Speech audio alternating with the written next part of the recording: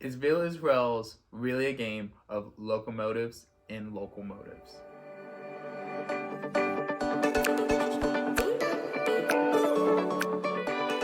Hey, I'm Devin. And I'm Mary Kate. And we're picking up pieces. A channel all about board game pieces. And how to pick them up.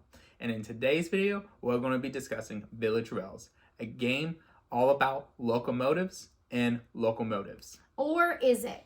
We're going to be asking the question, is this actually a game of locomotives and locomotives? And then we're going to be talking about our thoughts on the game and if we would recommend it to you.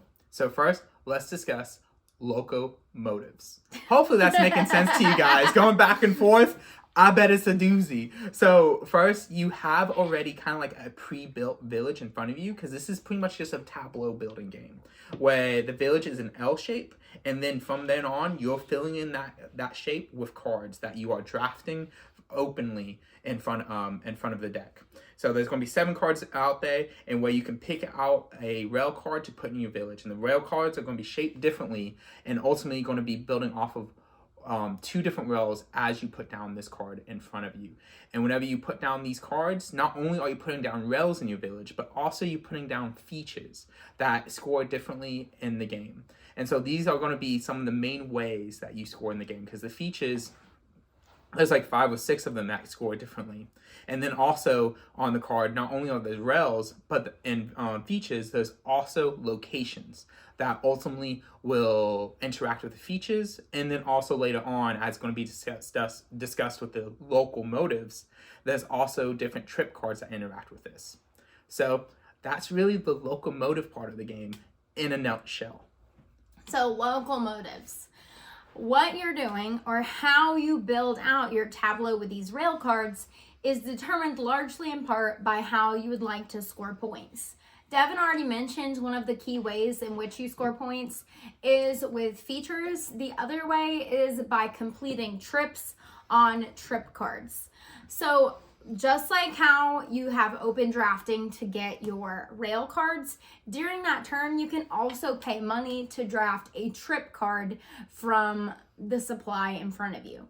And a trip card will be related to either the shape of the rails, if they're straight or curved, the terrain that the rails are on, or the features that are on those rail cards.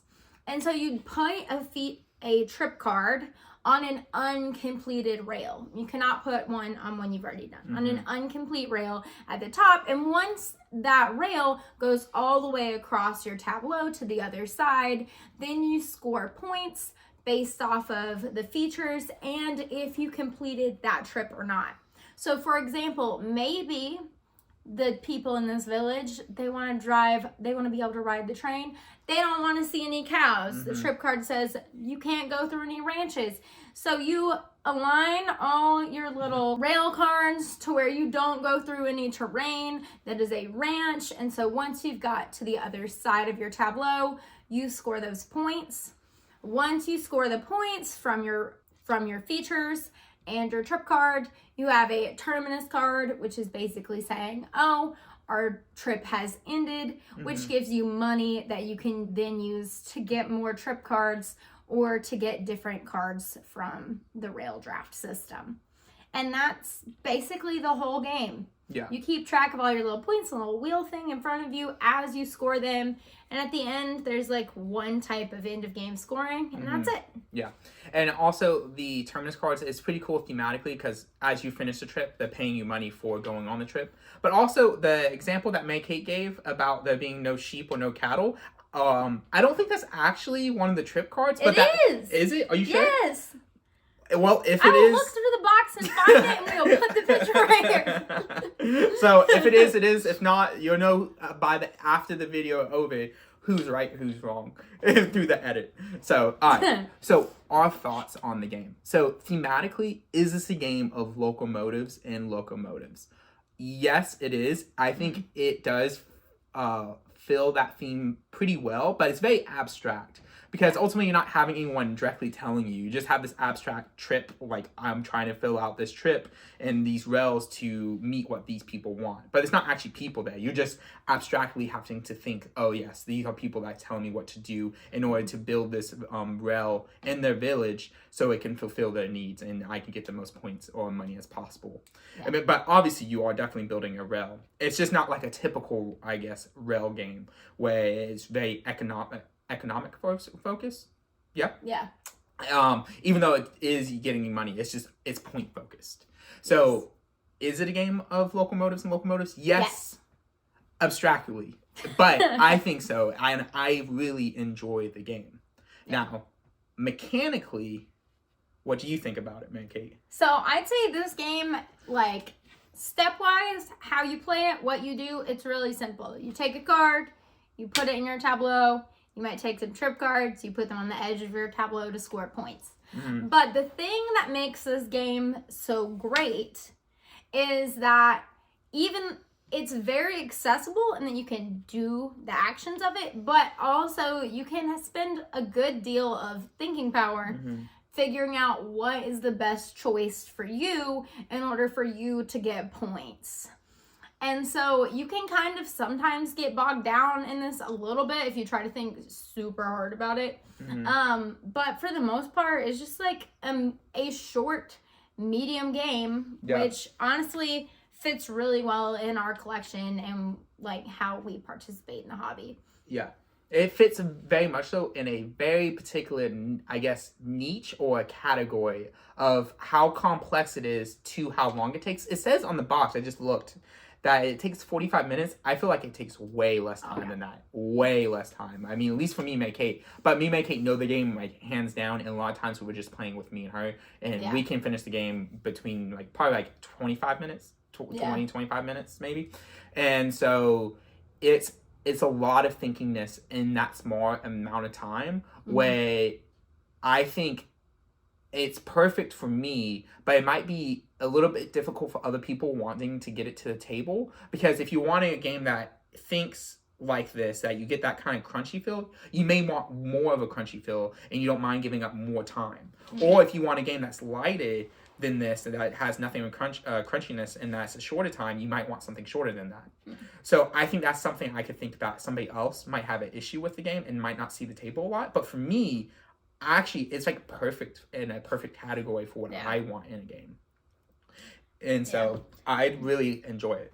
Yeah, it fits a nice niche because a lot of times, like, I work full time. We're both going to school at the same time. Like, we want a game that gives us that kind of game feel, but we don't always have like loads of time to spend on it. Yeah. So this game fits that really well. The other game that I think I would probably put in the same category is like Arboretum. Yeah, not on how it plays, but not on how it plays, but how it has simple mechanisms that can also have a really crunchy feel at the same time. That's kind of the same feeling that I get from playing Village Rails.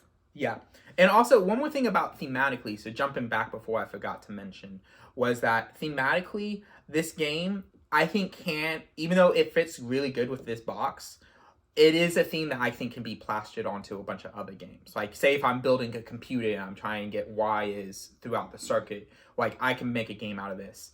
So that's really like a side point, because a lot of times whenever I think about thematic games, I want the game to be so, like, bleeding thematic that it feels like this game so perfectly fits this that I only can see it in this game.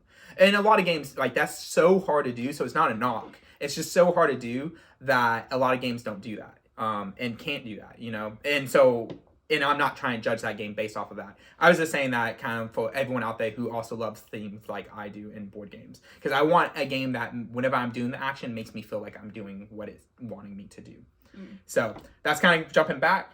So let's actually recommend this game. Mary Kate, what do you think? Yeah. Recommend it. Yeah. Recommend it strongly to everyone. Yeah. Get Village Rails, play it for no other reason than it's in a cute tiny box. It is. I love this. Look at this little tiny chunky boy right here. It is adorable. And then again, the tagline. Obviously, like, a whole video was bled with this tagline. It's like the box look. That is what really drew us in. I remember watching the Brothers Murph and me they mentioned it, and the first time they mentioned it, I was like, I gotta have it. Gotta have it in my collection. And so, like, I fell in love immediately off of that stuff. So, and the game, again, I think fits a very particular role that can in your collection. And that's so easy to carry with you. This is definitely a travel size game. And me and Mary Kate will probably, like, at least in the near future, until something changes, we'll always carry this game with us because it's such a nice travel size game for how crunchy you can get in this game. Yeah. Again, I keep saying crunchy. It doesn't mean necessarily that it's heavy. Like, you can definitely get heavy again. But yeah, we both would recommend this game if it sounds appealing to you. So that's Village Rail, guys. And we just want to say we value all of you. And if we have the chance, we love to play board games with every single one of you. So thanks for watching the video. Bye. Bye.